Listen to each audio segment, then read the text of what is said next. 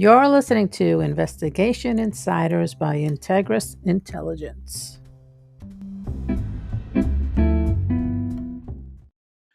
Welcome back, everyone, for another episode of Investigation Insiders. This is Forhad again. I hope you are all doing well. Joining me today, again, is my friend and trusted colleague, Joe Morrow. How are you, Joe? I'm doing great today. Thank you. How are you? I'm doing good. You know what's crazy? We just aired our 10th episode. That's pretty crazy considering how this all started, huh? I'm thrilled with that. I'm glad we're getting some good feedback and people want to hear more. So let's keep going. Absolutely, me too. So, also joining us today is a legendary figure in law enforcement and someone I'm proud to call a friend, Ed Hartnett. Ed, how are you today? I'm well, Fahad. Thank you for having me. And Joe, thank you as well. Thanks for your time today. Great. Absolutely. So let me start by telling you a little bit about Ed. And really, we don't have enough time to go through everything. So I'm going to touch upon some high-level highlights. So he's got a pretty storied career in both the public and private sector. So as many of you who in our audience already know him, he started his career with the New York City Police Department and ultimately retired as a deputy chief. He then went on to become the police commissioner of Yonkers. After leaving Yonkers, Ed moved to the private sector where he became the president of a New York-based security firm. And it was a pretty good transition, one that a lot of people have difficulty making, but Ed certainly did it. And under his leadership, the firm really saw exponential growth and became a major powerhouse in the security business. So today, Ed is the principal of his own consulting firm. And sort of lastly, something I'm very proud of, he's one of the newest members of our advisory team. So did I get everything, Ed? Is there anything else you want to highlight there? Fahad, myself is my favorite topic. So if you want to keep going for another half an hour, that's okay with me. Oh, by the way, no, you captured it pretty well. Thank you very much. Yeah, I was gonna say, but and also he's extremely funny. So I appreciate you throwing that in there to lighten the mood today. So and modest and very modest. And very modest. Yes. I'm actually quite humble. Thank you, Fahad. You covered everything. I really appreciate it. You've actually done me quite a service with all that. But thank you very much.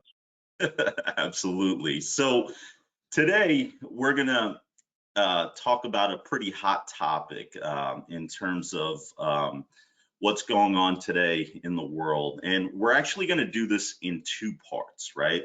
Basically, the topic of conversation is crime going back to the levels it was during the 80s, right? And so in today's episode, we're going to talk about the 80s and what it was like. And in part two, we'll address questions like, what's it like today, and is crime going in that direction, and things around that. So I guess before we get started, and Ed helped to lighten the mood already, but just sort of a lighthearted question for each of you. And I'm going to start with you, Joe. I want you to talk about something that either you cringe about or you miss when you think about the 1980s. Something I cringe about, and I can recollect this because I just watched some home videos with my kids recently of me from the late 80s, was those big blazers with those huge shoulder pads and these bandanas, and then the high hair that you had to use like half a can of hairspray. So my kids looked at me like, what the hell are you wearing? I don't miss those days. Oh, well, how about you, Ed? What do you miss, the spandex and the mullet, or are those the fond memories? Oh, listen, I right before I came on the job, I had hair down to my shoulders, and people didn't assume I used drugs. They assumed I dealt drugs, but I had to get a haircut to come on the job. I tell you, if you don't mind, I could touch on both a cringeworthy one and a thing I miss. Some of the things I miss. There's a saying we use a lot after you retire. Guys will say, they miss the clowns, but not the circus. And I certainly missed those clowns. And of course, I was one of them. The camaraderie among the men and women that I work with is second to none. Nothing against, doctors, lawyers, and widget makers and CPAs. You don't see the kind of spirit and togetherness and esprit de corps that you do in policing. And I can speak to the NYPD, but I'm sure it's the same across the country. It's ironic, but people often accuse the police and the NYPD specifically of being like a intolerant, racist organization. And frankly, I would say to them, just come to any cop's, wedding, bar mitzvah, christening, sadly funeral, barbecues, police functions. You'll see a cross section of the entire society, and much more so than you see it at in the rest of society, frankly. So I do miss that. Cringeworthy. I mean, I was blessed in the job with great bosses that looked out for me. But I have to say, and when I was getting my master's degree, I even used this individual without using his name as an example of bad leadership, poor leadership. And I did have one boss when I was a lieutenant.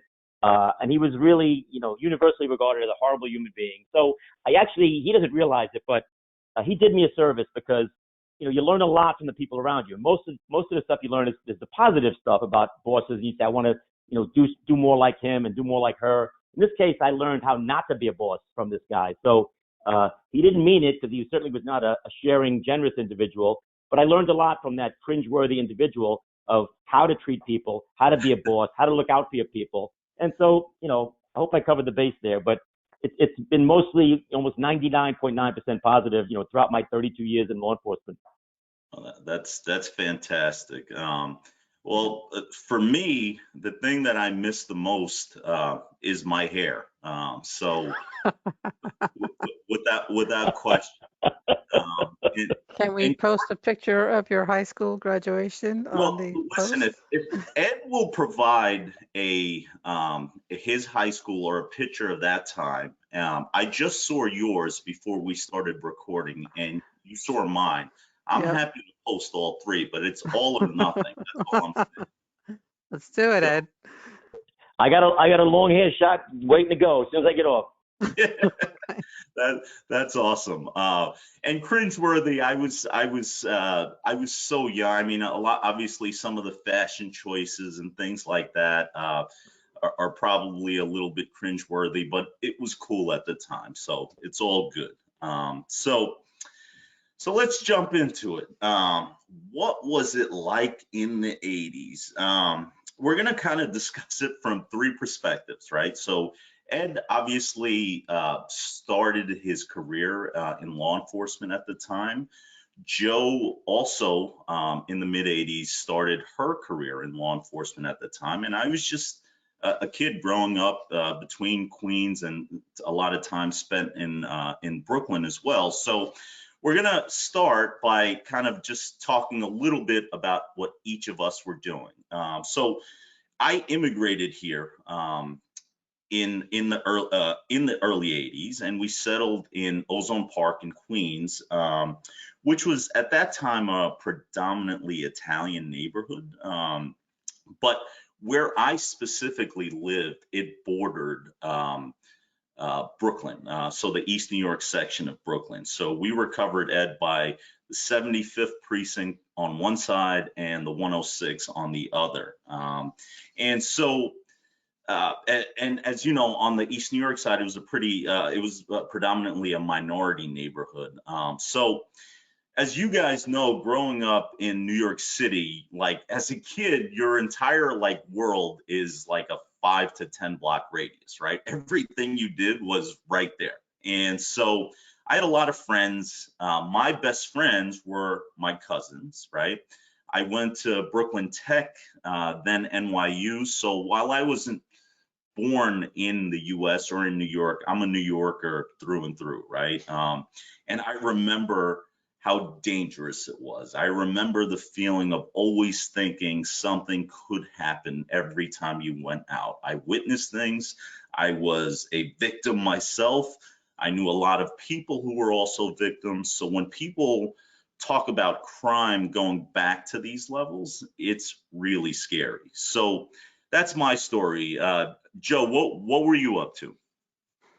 I graduated in high school in 85. I started with the Bureau in 86. I was a female in Bensonhurst, Brooklyn. There's crime. There was crime everywhere at that point.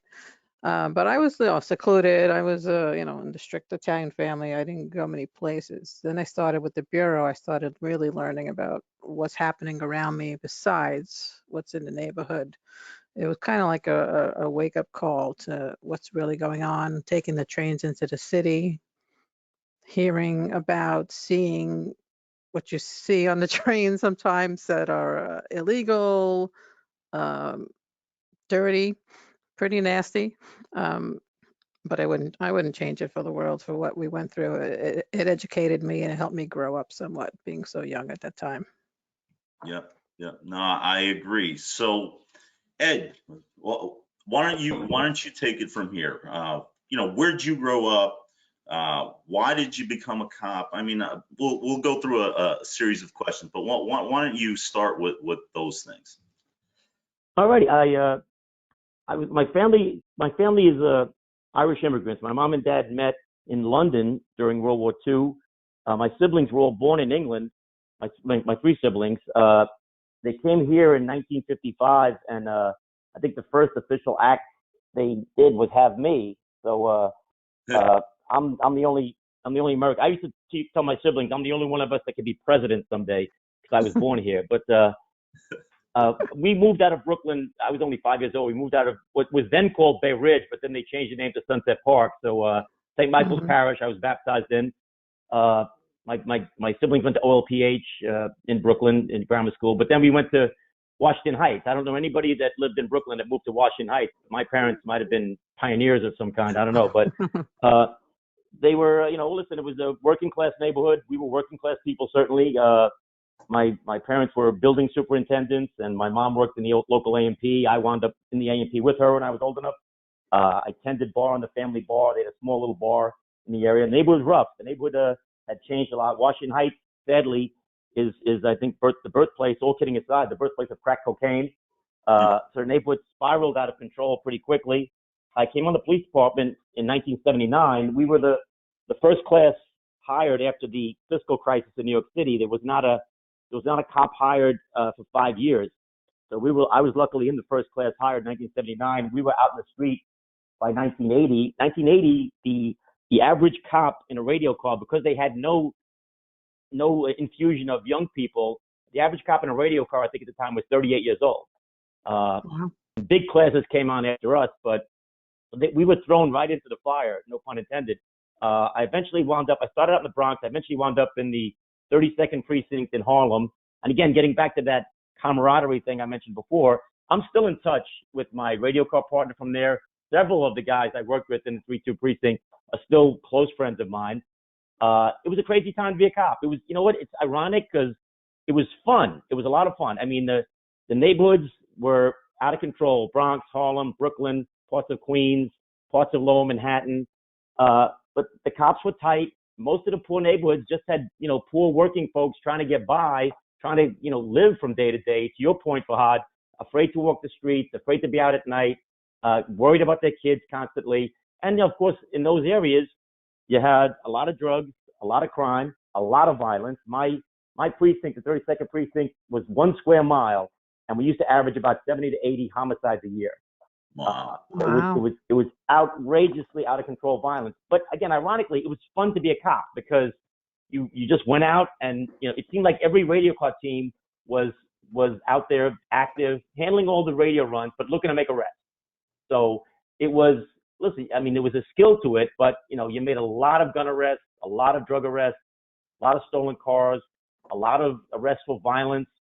But again, it was fun. But at the same time, as I progressed in my career, I saw pretty quickly that no one at the top, and again, no disrespect to the people at the top at the time, they seemed to be more worried about corruption because they'd all lived through the Knapp Commission corruption scandals and the systemic corruption that was around at the time. So they were more worried about corruption than they were about murders and robberies. the average precinct commander back then probably had a rough idea of how many murders he had and maybe how many robberies, maybe. Right. The detective squad commander worked in the same building. These two guys probably never even spoke to each other too often. Well, there was no coordination, no ComStat, no cooperation with other precincts, certainly no cooperation with our federal partners and our state and local partners. So it was kind of just a rudderless ship. And then it culminated, sadly, in the early 90s with homicide rates in the 2000s, 2,100, 2,200. And then, of course, Giuliani came in, had the vision to bring in a guy like Bill Bratton, and then the ship started to turn around. But when you just talk about the 80s, it's funny, probably more for the second segment. The segment could be called Back to the Future, because sadly, we could be going back to those tough times. Yeah, that's what the concern is. So just out of curiosity, why'd you become a police officer? Like, was it something that you had always dreamed of? Was a lot of people just say, I applied, I got accepted, and I started. What was your story there? It's funny you say that. My first partner, very distinguished name, Austin Francis Muldoon IV. He goes by Tim for some reason, but he was a police family guy. His dad was a cop. His dad was a cop. Other guys, they said, when they were 5 years old, 5-year-old kid, they were playing cops and robbers. They always wanted to be a cop. Some guys told me like a burning bush told them to be a cop someday. I don't fall into any of those categories.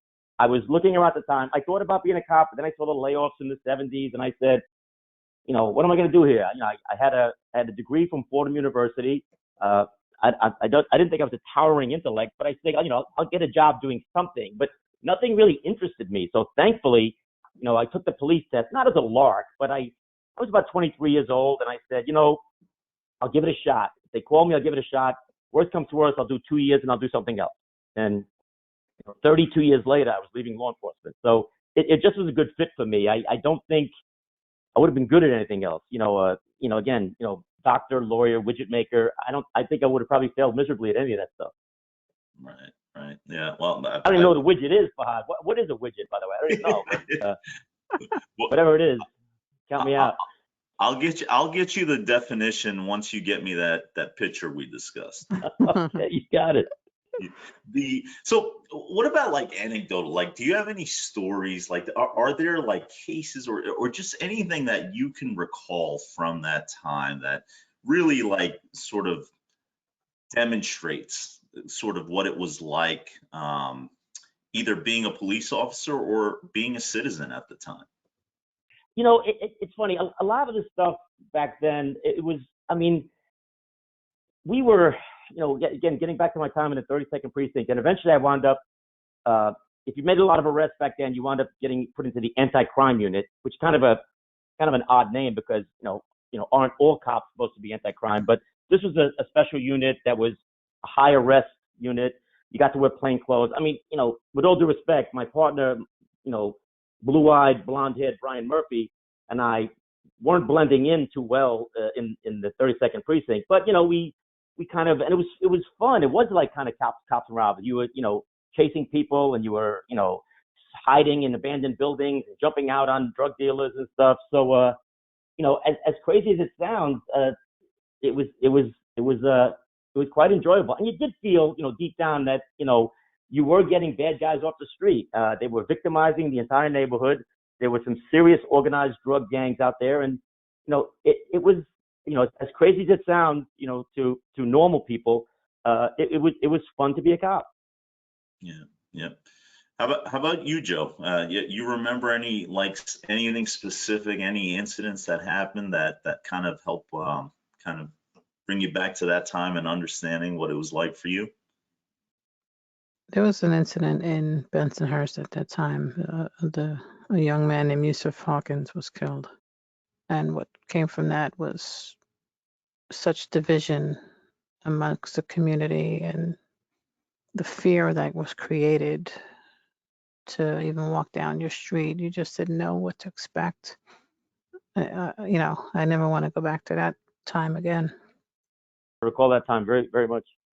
I remember that incident also. What a horrible, horrible thing that happened. Something I never want to see again. Yeah. When you live in an area where something like that happens, it stays with you forever. On my side, again, because of where I lived, on one side, we were dealing with sort of like in our neighborhood, sort of the Italians, the mobsters that were here that were picking on us because we were different, right? And so it was a little bit weird because we were different here. And then on the Brooklyn side, we were different there, right? So we were getting picked on over there. But what I just remember is that there was just this feeling of like lawlessness, right? Like people could get away or do anything they wanted to you. And yeah, they might go to jail. Yeah, they might, things might happen, but a lot of little things happen where it just, it just felt like unnatural. Like people shouldn't be able to do these kind of things. You know what I mean? So I just remember a lot of things like that. And I'm sure you guys would agree that it was that sort of feeling, right? I think so. I think we were more just accepting of, hey, this is how people are and they do stupid things and you can't change it.